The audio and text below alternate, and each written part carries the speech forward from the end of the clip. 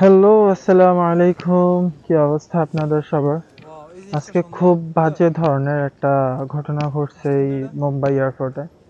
আমি একটু পরে আপনাদের সাথে শেয়ার করতেছি। এই যে এই মোমেন্টসে আসার পরে একটু পরেই বলবো বাকিটা। ভাই রে ভাই, কি পরিমাণের বাজে লেভেলের এক্সপিরিয়েন্স আজকে। এটা হচ্ছে মুম্বাই এয়ারপোর্ট। আমরা দোহা থেকে আসছি আমি। আহ, আমাদের সাথে খুব বাজে একটা ঘটনা ঘটছে। ঘটনা মিন্স ব্যাপারটা এরকম হয়েছিল যে আমরা তো নর্মালি যে হ্যান্ড ব্যাগেজ, হ্যান্ড ট্রলি, তারপর আরো যা যা থাকে এগুলো তো আমরা নর্মালি সবকিছুই কাতার স্ক্যান থেকেও এখান থেকে সবকিছু স্ক্যান করে নিয়ে আসি। এখানে বড়জোর ওরা ঠিক আছে স্ক্যান করতে পারে, এটা যেহেতু ওদের ট্রেডিশনাল কিছু রুলস আছে বা ওদের সবারই একটা যার যার একটা থাকে, কিন্তু এটা যে কি পরিমাণে বাজে লেভেলে এটা আসলে বলার মতো না।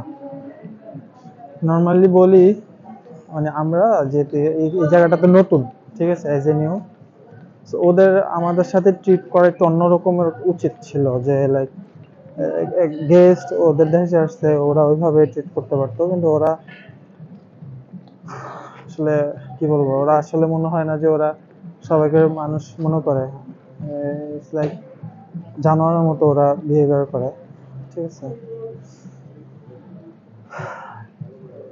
মানে ওরা লিটারালি, যেহেতু এখানে ক্যামেরা অন করা অ্যালাউ ছিল না, যার কারণে আমি ক্যামেরা করতেও পারি না।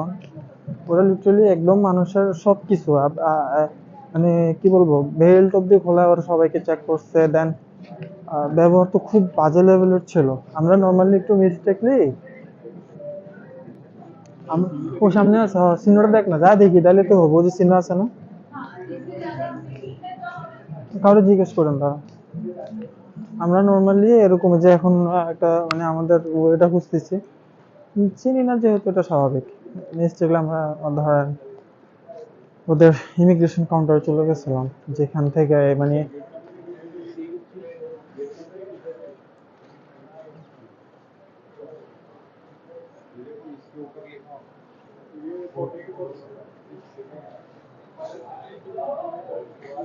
ওইখানে বোট আছে, ওইখানে বোট আছে, ওদিক দিয়ে যায়, এদিক দিয়ে না, এদিক দিয়ে না, এদিক রেস্টুরেন্ট আছে কিনে দেবো। আচ্ছা যাই হোক, যে কথা আসে, মানে ব্যাপারটা এরকম হয়েছিল যে আমরা ভুল করে চলে গেছিলাম। পরে আমরা মানে একটা সেনাবাহিনী এখানকার, ওরা জিজ্ঞেস করতেছিলাম যে ব্রাদার, মানে আমরা তো ঢাকার যাত্রী, হিন্দিতে বলছিলাম যে এখন আহ, এখান থেকে আমরা ঢাকার যাওয়ার উদ্দেশ্যে কি কি করতে হবে। তো চিনি না ওদের, বা এখানে সাইনবোর্ডও যে থাকে এরকম লেখা সাইনবোর্ড গুলো, এটা অনেক দূরে দূরে, মানে খুব রেয়ার বলতে গেলে। কিন্তু ও আমাদেরকে লিটারালি বলতেছে যে তুম লোগ ইধার कैसे आया, মানে এটা বাংলা হচ্ছে তোমরা এখানে কিভাবে আসছো, তুম লোগ ইধার कैसे आया। আর পরে বলতেছে যে তুম তুম লোগ তো গলত কি, আবি তুম লোগों को ফাইন आएगा। মানে একটা জিনিস কি মজা করে বললে কিন্তু আমরা সবাই বুঝতে পারি, যখন ওই কথাটাই আপনাকে কেউ সিরিয়াসলি বলবো তখন সেটাও বুঝতে পারবো। হৃদয়, এয়ারটেল দেখছস,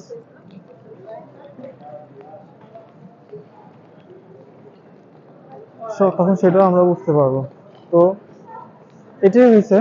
দেন আমরা কি আর, ও পরে আর ওই ব্যাপারটা ভালো না লাগে না, ভালো কারোই লাগে না, আমি একা ছিলাম না, আমার সাথে আরো 4-5 জন ভাই ছিল।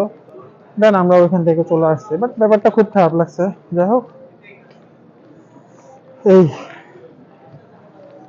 মানে এক কথা বলতে গেলে ইন্ডিয়ান পাবলিক মানে আমার লিটারালি গালি আসতেছে মুখ দিয়ে, কিন্তু দিতে পারতেছি না। এখন আমাদের এখানে সকাল হয়ে গেছে অলরেডি, বুঝতে পারতেছি না যেহেতু আমরা বাইরে ভিতরে, কিন্তু আমার থিঙ্কিং অনুযায়ী এখন বাজতেছে প্রায় 6টার কাছাকাছি। আমাদের ফ্লাইট হচ্ছে 7টা 15-এর দিকে।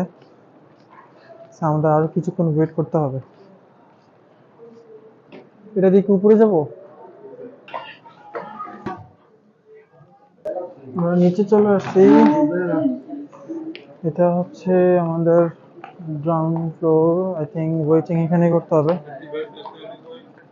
আমাদের ফ্লাইট হচ্ছে এই যে ঢাকা কোনটা?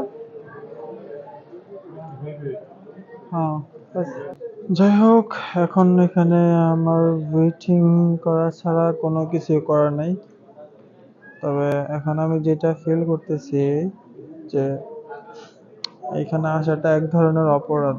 মানে এজ এ বাঙালি হিসেবে আমরা এখানে আসবো বা ইন্ডিয়াতে, এটা আমাদের জন্য এক ধরনের অপরাধ। কারণ যারা নর্মালি এখানে আসে, আমি যতটুকু এখন বুঝতেছি, মানে ওরা লিটারালি, আমি বুঝতেছি না, হয়তো বা থাকতে পারে কোনো না কোনো ইস্যু, কিন্তু ওরা এখন বাঙালি দেখলে ওরা যেভাবে ট্রিট করে, ব্যাপারটা খুব দুঃখজনক।